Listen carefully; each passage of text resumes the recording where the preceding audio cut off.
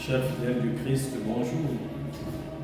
En ce 19e dimanche du temps ordinaire, année A, les textes de la parole de Dieu nous enseignent que le Seigneur se manifeste de manière inattendue et surprenante à ceux qui sont en détresse et qui mettent en lui leur foi.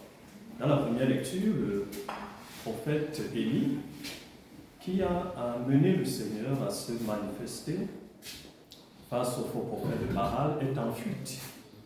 Il est fugitif, la reine Jézabel lui en veut à mort, et il va à l'oreille à la rencontre du Seigneur, dans l'expectative de faire une nouvelle expérience de la rencontre avec lui. Et le Seigneur se manifeste à lui de manière inattendue et surprenante dans le murmure d'une brise légère. Le texte original hébreu dit dans la voix d'un silence. Le Seigneur se manifeste au prophète Élie. Et le prophète qui discerne dans ce murmure la présence du Seigneur se met dans la disposition d'écoute. La même disposition qu'à le psalmiste, dans le psaume de ce dimanche. Écoute que dira le Seigneur Dieu. Ce qu'il dit là, c'est l'appel pour son peuple et ses fidèles. Son salut est proche de ceux qui le craignent. Le Seigneur a montré la proximité de son salut au prophète Élie, mais ce que nous pouvons garder de cette première lecture, c'est qu'il se manifeste à nous de manière inattendue et surprenante. Élie s'attendait peut-être à ce qu'il se manifestât à lui dans l'orage ou l'ouragan, dans le tremblement de terre, dans le feu, comme jadis sur la montagne du Sinaï. Mais le Seigneur s'est manifesté tout autrement, différemment. Il s'est manifesté dans la simplicité, dans l'humilité, dans la discrétion, dans le silence. Il nous apprend par cette manière de faire à le chercher et à le rencontrer dans le silence de nos cœurs. Dieu n'a pas voulu se confondre au Baal, parce que vous savez, les Phéniciens et les Syriens, n'est-ce pas, pensaient que voyaient les manifestations de Baal dans l'orage. Dieu n'a pas voulu se manifester de cette manière-là, de ne pas se confondre au faux Dieu. Dans l'Évangile, Jésus se manifeste à ses disciples qui sont en détresse. Les disciples sont en naufrage sur la mer de Galilée. Et le Seigneur Jésus, qui les avait obligés à monter dans la barque pour le précéder sur l'autre rive, allons chercher les raisons pour lesquelles il les y avait obligés. Peut-être qu'ils avaient voulu rester là où le pain avait été multiplié et manger à satiété, à n'en plus vouloir. Le Seigneur les a contraints à partir. Il ne voudrait pas que nous nous installions dans nos zones de confort, où nous sommes tout à notre aise, où tout nous est acquis, notamment le pain de la subsistance, mais que nous prenions le large, que nous avancions au large, vers d'autres horizons nouveaux, où il nous entraîne et nous précède. Vous voyez bien qu'il avait précédé les disciples, puisque nous dit Matthieu, il vient à eux à la 4e veille de la nuit, qui est entre 3h et 6h du matin. C'est le Seigneur qui est venu à eux, donc il les avait précédés sur la rive. Le Seigneur nous appelle à quitter nos zones de confort et à partir. Quel que soit ce qui peut nous faire peur, peut-être aussi qu'ils avaient perçu à l'horizon qu'une tempête allait déferler. Alors ils n'ont pas voulu partir, mais Jésus les y a obligés. Pour qu'ils partirent avec la confiance sereine placée en lui. Alors Jésus se manifeste à eux, marchant sur les eaux de la mer. Vous savez, la mer dans le monde symbolique juif, c'est le siège des forces, des ténèbres. Léviathan est dans la mer, dans les fonds marins. La mer, c'est le siège des forces des ténèbres, des forces de la mort. Les eaux de la mer, c'est la mort dans le monde symbolique juif. Alors quand Jésus marche sur les eaux de la mer, il signifie par ce miracle de fondation, miracle par lequel il fonde la communauté de ses disciples, il signifie, n'est-ce pas, sa domination toute puissante sur les éléments de l'univers visible et sur l'univers invisible. Jésus domine la mort.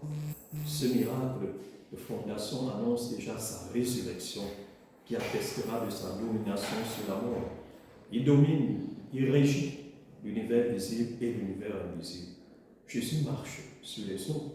Et voilà, Pierre croit voir, et les autres disciples croient voir un fantôme. Alors ils se mettent à crier. Le texte grec emploie le verbe kraso, en grec il signifie crier en pleurant. Vous imaginez, comme était grande leur peur, ils se sont mis à crier en pleurant. Après s'être battu et débattu toute la nuit avec la mer, Jésus est venu à eux à la 4e veille. Vous voyez à quel moment le Seigneur se manifeste à nous? Quand on n'attend peut-être plus rien, quand on est au creux de la vague et qu'on croit que ça en est fini le soir, qu'on va couler, qu'on va sombrer, c'est à l'heure là précisément que le Seigneur vient se manifester à nous pour nous signifier de quelle profondeur il peut encore nous tirer, il peut encore nous sauver. Le Seigneur se manifeste donc à eux. Il leur dit, alors qu'ils croient voir un fantôme, prenez courage, ego ei, me dit le texte grec, je suis, n'ayez pas peur.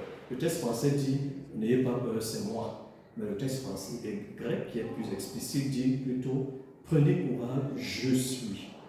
En disant je suis, soit le nom de Dieu, le nom que Dieu a révélé à Moïse sur la montagne du Sinaï, ayez Asher, ayez, je suis qui je serai.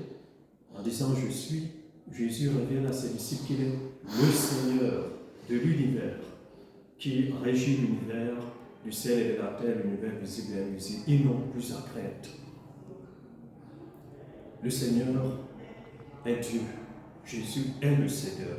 Il vient à nous, il est avec nous. N'ayons plus peur. N'ayons peur de rien ni de personne.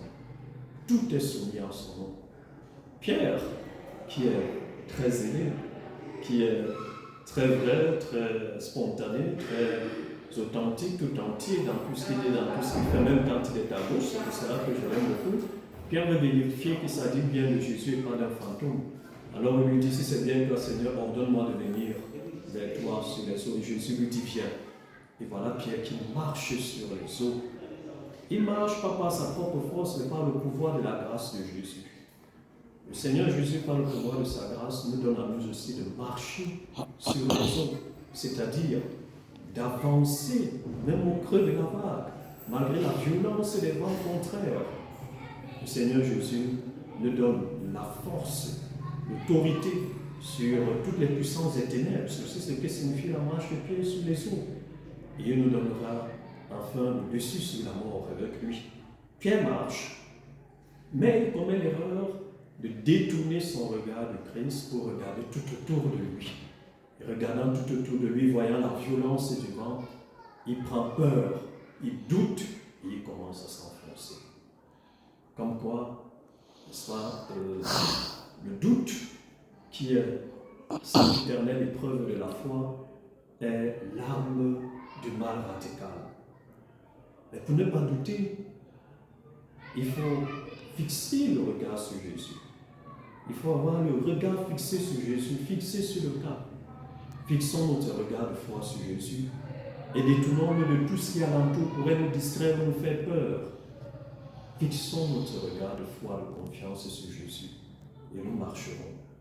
Pierre enfonce. Le doute nous plonge. Le doute nous enfonce. Le doute nous fait sombrer. De même que la peur nous paralyse, elle nous stigmatise, elle paralyse même notre mémoire. La foi, qui est la confiance, indubitable, ferme, indémontable à le Seigneur, ne s'accommode pas de doute, ni de peur. Mais voyez-vous, le Seigneur ne reproche pas à Pierre sa peur. Il est un homme. C'est humain. Il reproche plutôt son doute. Son doute. Pourquoi as-tu douté, homme de peu de foi? Comme pour lui dire que la foi qui ne s'accommode pas du doute est la confiance indubitable, indémontable, ferme en le Seigneur. Demandons au Seigneur ce dimanche de faire grandir en nous cette confiance et la foi. Pierre, qui enfonce, crie « Seigneur, sauve-moi !» Kyrie, elle sonne. C'est de là que nous prenons notre chant du Kyrie. Et le Seigneur Jésus lui tend la main avant de l'instruire. Le Seigneur sauve et il instruit. Et c'est cela la bonne démarche pédagogique. Sauver d'abord, puis instruire. Il sauve Pierre et il instruit. sur la foi qu'ils devaient avoir. Et quand ils sont retournés, quand ils sont montés dans la barque, les autres qui étaient restés se prosternent devant Jésus. Le texte grec utilise le mot proskuneo, qui signifie se prosterner en adoration. Les autres ici reconnaissent que Jésus est le Fils de Dieu.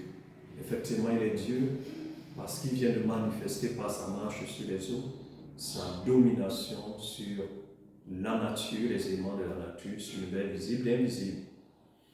Pour finir, Jésus s'est manifesté donc de manière inattendue et surprenante à ses disciples par cette marche sur les eaux. Il est venu à eux et par ce miracle, il a ce qu'on appelle miracle de fondation. Il signifiait déjà que la communauté de ses disciples embarqués dans la barque de Pierre serait fondée sur le sacrement du baptême. Le Seigneur la constitue en nous tirant des eaux du baptême. Le Seigneur nourrit la communauté de ses disciples et son peuple. Il la constitue dans les sacrements du baptême et de l'Eucharistie.